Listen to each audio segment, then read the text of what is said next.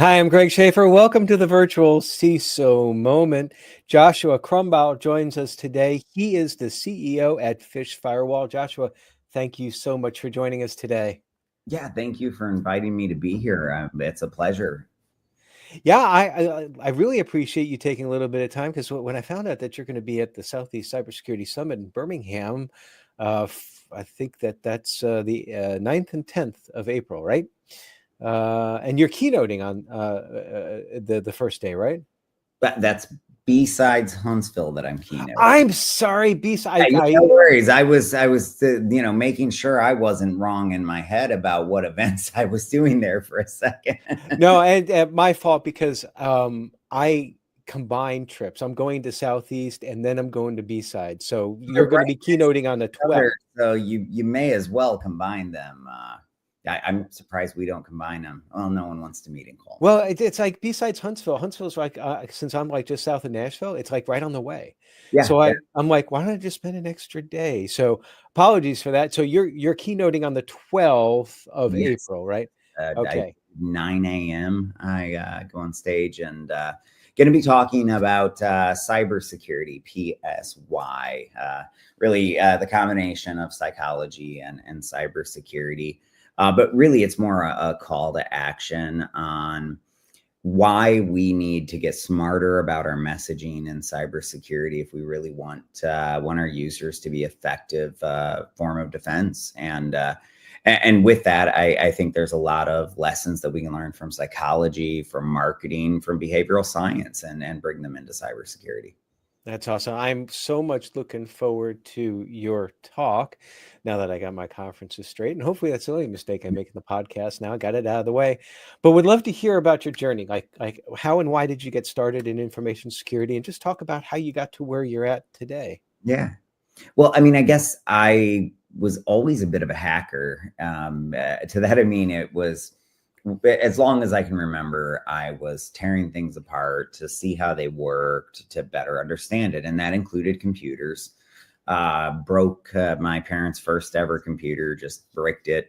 I knew exactly how to fix it, but this was before the internet, when it was very difficult to get a very specialized piece of equipment. It was like DOS 6.0 or something. It wasn't that difficult, but like when in my tiny town in northern Michigan, I wasn't finding it. So that specific version of DOS, by the way. I remember that. But anyway, so I just always been the type that wanted to tear things apart, and I naturally gravitated toward tech, taught myself to code back in high school. And then when I went to college, the school just did that. I was really being pushed toward, didn't have a good information systems degree or computer programming degree. I mean, they were still teaching, Fortran and stuff like that, when they should have been, teaching more modern stuff. And so I was really questioning it, and a marketing dean found me and just ripped me out of that and got me to go into marketing. I don't know why, but I went there, spent a few years. But what was interesting is after I got out of high school, was back in IT and got sued for hacking, and hadn't really done anything. But regardless, I knew that all these skills that I'd been developing were dangerous, and I wanted no part of it. I don't want to spend even a night in jail, let alone a year. So I decided, I'll just do marketing for a while. And I actually did that and got out of it. And then one day, it was like 5 years later, I was asked to hack a spreadsheet as part of my job, just because I was the guy that could figure things out, not because I was in marketing and that's what they do. And in the process of this, I discover offensive security and Backtrack Linux, now Kali Linux. And I was like, wow, this is fascinating. I want to do this. And because of that, I learned about penetration testing. And interestingly enough, I walk in to my boss's office and I tell him about what I want to do. And he's like, no, I think it's perfect. We're happy to give you severance and let you go after it. I'd helped them quite a bit. And so they gave me a very large severance package that was able to let me just spend a few months like 6 months, just studying and learning and getting as many skills as I could. Use that to get a not the best job in the industry, but that job parlayed into me running or getting a job on one of the best teams in the country, which led to me being able to or running one of the best teams in the country. And then I went to work for the federal government. During my career, did everything from the application security side of, the very technical hacking over to the very non-technical hacking people. And it was the hacking people part that I don't know, just it really clicked. And I think it was largely because of marketing. I mean, the skills they teach you have other applications. So I love that you said hacking people. You applied some aspects of, I was writing it down as you were talking about it, that you applied some marketing skills for hacking people. Like, can you expand on that just a little bit? Because I think that's fascinating. Well, okay, so one of the things that I had studied was about how people have different biases that they're unaware of. And you study this in marketing, and there's these different rules like the sunken cost fallacy. So in marketing, you would learn sometimes it's better to give people more steps than less steps, because sometimes more steps actually results in higher turnover. And it's not because of, making it more difficult makes people want to do it. But it's because once they've invested time, they are less likely to want to throw away that time investment. So you ask for this tiny bit at the very beginning, and then you continue to do more. So it might be a 3-part form validation. Often will do better than a single part. And it's interesting. And so I found the same thing in hacking. The harder I made it on you to run my malware, the more likely you were to run my malware. So whenever I would give you a URL, it wouldn't work. And you'd be like, I'm sorry, that doesn't work. And I'd give you something else. And it may work the second time, it may not. But it would never work the first time. And the reason is because I wanted you to have time invested. Now, the second time you run it, now you're running my malware. You already have time invested. Even if your antivirus fires off, you are probably going to ignore it because of that. That's fascinating. I never thought of it that way. But, well, with that, and taking the marketing side and your experience on all sorts, I guess, hacking people almost is probably the right, I think you used that term at one point in time. Today, what would you say would be one of the more significant threats to small and mid-sized businesses' information security? I mean, I think it's the same threat that we've had for a long time. The biggest threat that we do see is phishing and really human error in general, because more often than not, I didn't have to even phish companies to get in, because the human error was so bad that I could get in without having somebody click. And so there's a lot of different elements of human error, but we've got to do better at making sure our people are prepared and knowledgeable about the threats that they'll face. And we got to do a better job about not overcomplicating things. We live in a TikTok society. People don't want an hour-long training session. They don't have time. What about that doctor that has to choose between saving a life and doing your information security course? He's going to go save a life. And so there's, almost a responsibility for us to simplify the messaging, make it more digestible, which is all marketing rules. And that's really why I founded PhishFirewall in the first place, was because I realized that we had our worst communicators often running our biggest, most expensive communications problem, or effort to resolve that problem, rather. And so it's phishing, it's human error. And often, these breaches, these ransomware attacks, they almost always start with that. And if we just go back to human error in general, I would argue that every single breach in the history of time has started with human error, because even that technical hack started with a developer unaware of how their code made that system more insecure. And so we've just got to do a better job of educating our people, whether it's the developer, whether it's your, toddler getting onto Roblox. It's another thing I see that, we let young children onto the internet and we don't give them training about it either. And so we see that manifesting itself in the workforce when the youngest people entering our companies are just as susceptible as the oldest people who might be exiting. You talked a little bit about the TikTok generation, and I tend to shy away from that platform, but it brought out something that I know we talked before the recording. I mentioned, and I often mention this with my guests. It's like I judge whether or not I get a laugh out of it, but it's like that I don't like to go too long with the podcast because it's a matter of like, I'm not Joe Rogan, and I'm not that interesting. But try to keep it down to a minimum. But when you got these sort of like micro attention spans, if you will, how can you help with that awareness? I mean, I'm that way as well too. It's like I tend to go, oh, squirrel. I mean, I don't know if I actually have like what is it, ADHD or something? I probably do, just never diagnosed. So let's talk about that. What do we do in marketing when we're, preparing for a big campaign? Well, we huddle together whoever is going to be involved in planning this out, and we pull together everything we want to say, and then we start condensing it. And we may run through the same line, the same thing we're trying to say 50 different times through 50 different iterations, maybe 100, maybe 200.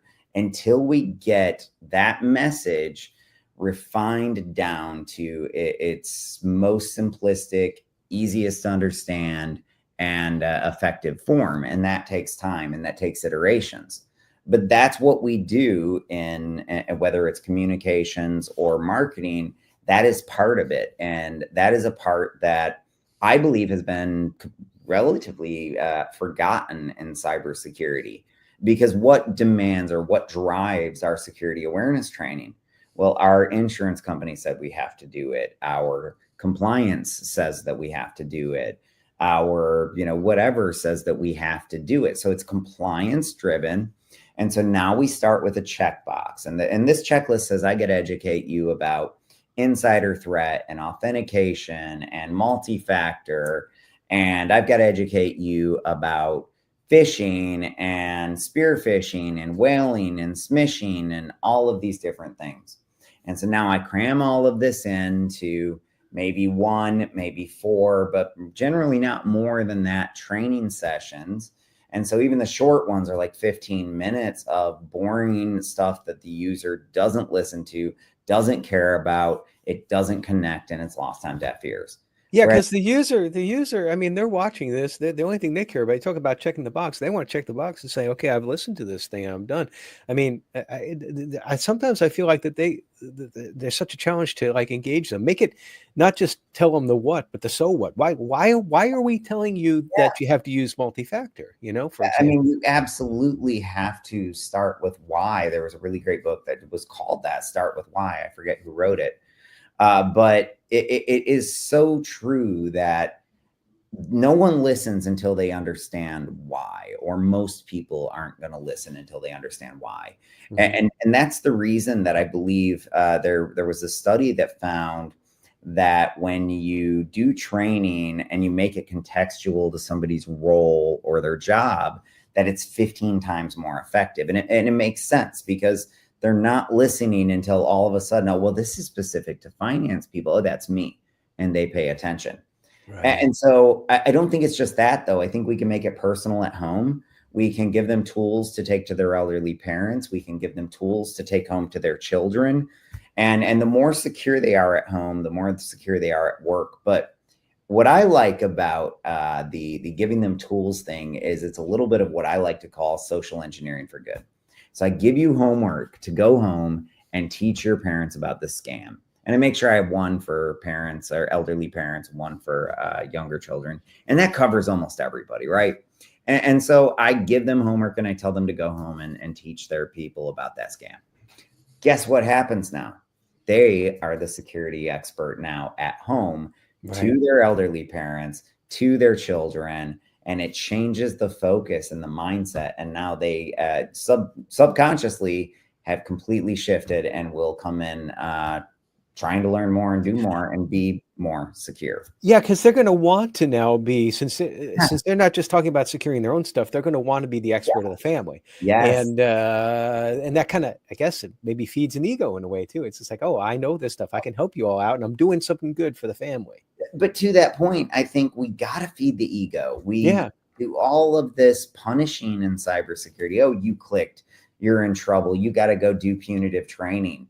I think the goal, instead of catching somebody clicking, should be to catch them reporting and praise them, and share those stories with the whole community. Because one thing that I found powerful is if somebody tells me or reports an attack that is unique, that I want to make sure that everyone knows about, I praise that person. I send that attack to everybody, and I let them know. And here's what happens. That person, they feel great. Their ego is boosted.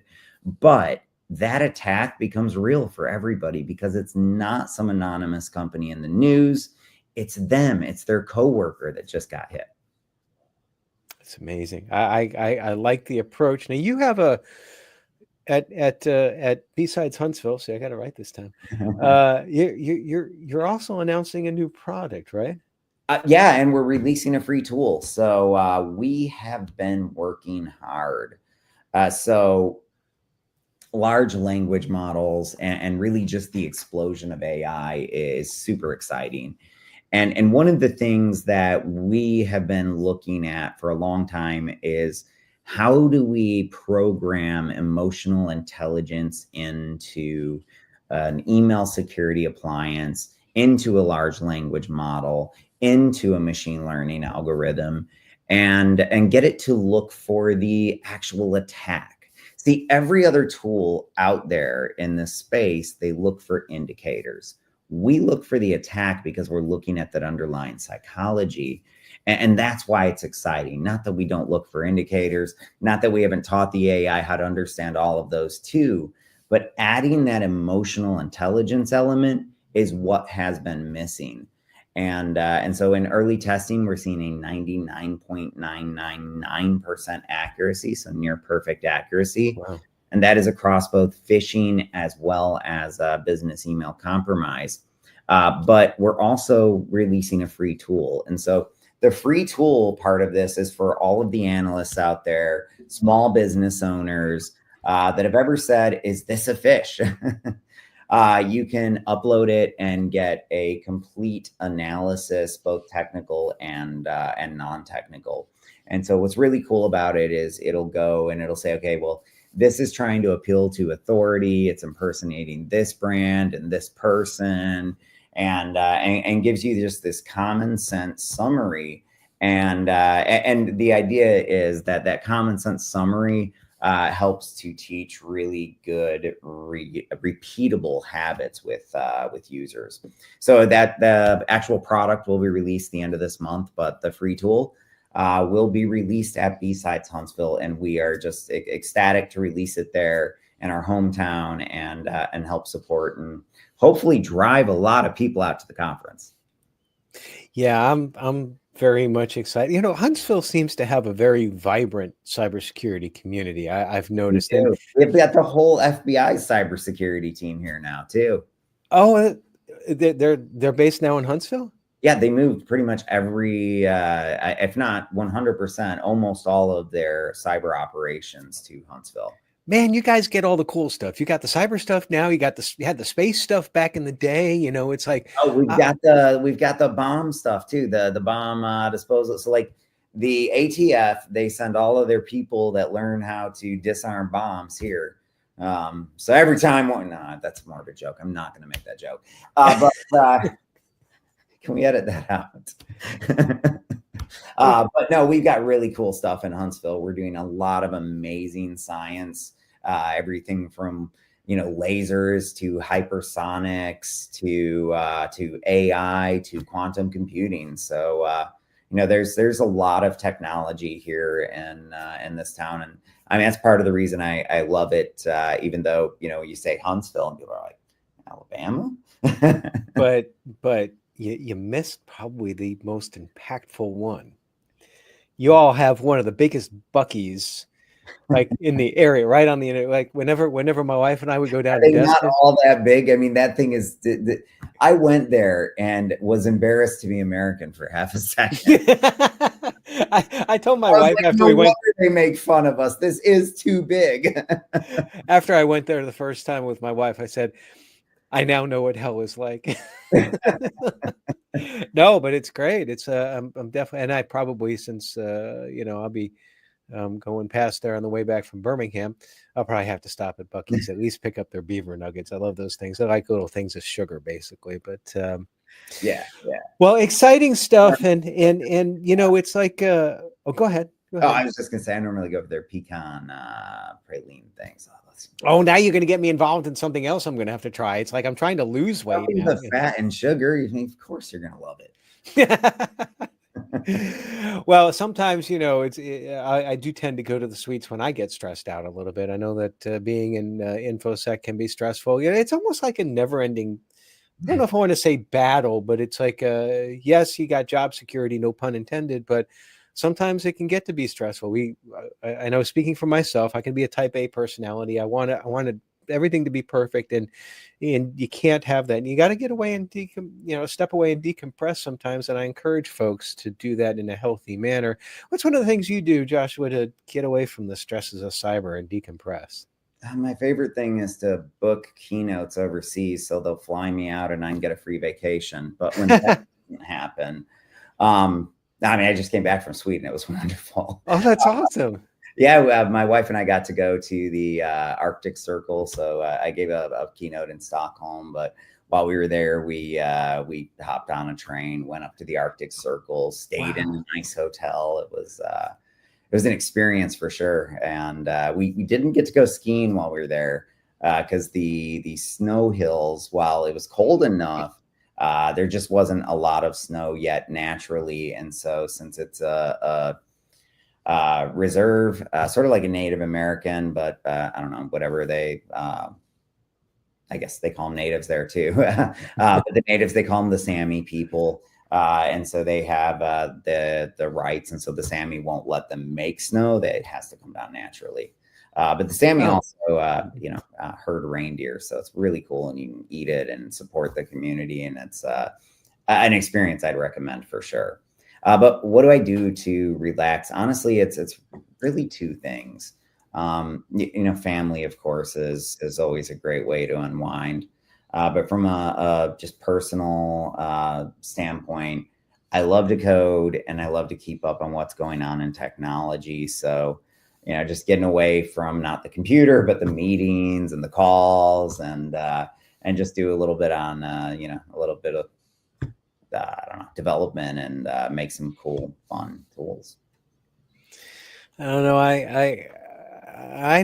I don't get away from the screens completely, but it's like I'll sit myself in front of a TV screen and just watch something passive. One of the things I love to do is just watch On Patrol live. It's just like, you don't even have to invest much time in the plot because each thing changes. It's just like it's just kind of like passive stuff. But that's awesome. It's what's coming down the pipe for you as far as like new and exciting stuff? What are your future plans?